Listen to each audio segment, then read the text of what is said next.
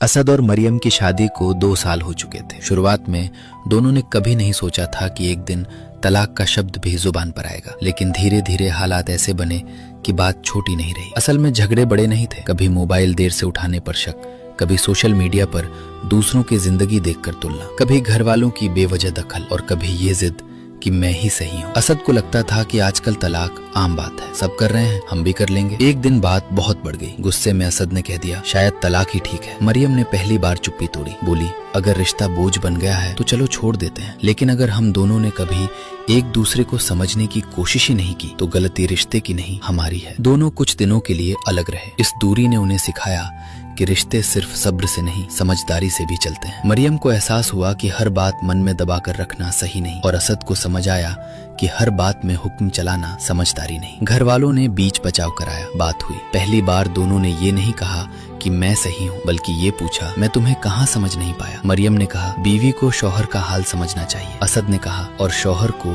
बीवी की खामोशी पढ़नी आनी चाहिए। उस दिन तलाक नहीं हुआ, क्योंकि दोनों ने समझ लिया था कि आज तलाक इसलिए बढ़ रहे हैं क्योंकि लोग रिश्ते निभाने से पहले रिश्ते छोड़ने की आजादी को आसान समझ बैठे हैं। Reality check. सच ये है कि आज तलाक ज्यादा इसलिए नहीं बढ़ रहे कि लोग बुरे हो गए हैं, बल्कि इसलिए कि रिश्तों को निभाने की तालीम कम होती जा रही है। आज की असल वजह, छोटी बात पर सब्र खत्म हो जाता है, गुस्सा बात से पहले आ जाता है, हर झगड़े में तीसरे लोग शामिल हो जाते हैं। सोशल मीडिया ने कंपैरिजन और एक्सपेक्टेशंस बढ़ा दी हैं। एक दूसरे को समझने से पहले एक दूसरे को बदलने की कोशिश होती है। ऊपर से हम सब्र से ज्यादा अपने ईगो की सुनने लगे हैं। तलाक कोई अचानक हुआ फैसला नहीं होता, वो छोटी छोटी अनसुनी बातों, अधूरे एहसासों और बोले बिना छोड़े गए गुस्से का नतीजा होता है। मॉरल कुरान ने तलाक को आसान नहीं बनाया, हमने बना लिया है। जबकि इस्लाम ने तलाक को जायज तो रखा है, लेकिन उसे आखिरी मजबूरी बनाया है, पहला फैसला नहीं। हदीस में नबी सल्लल्लाहु अलैहि वसल्लम से मंसूब है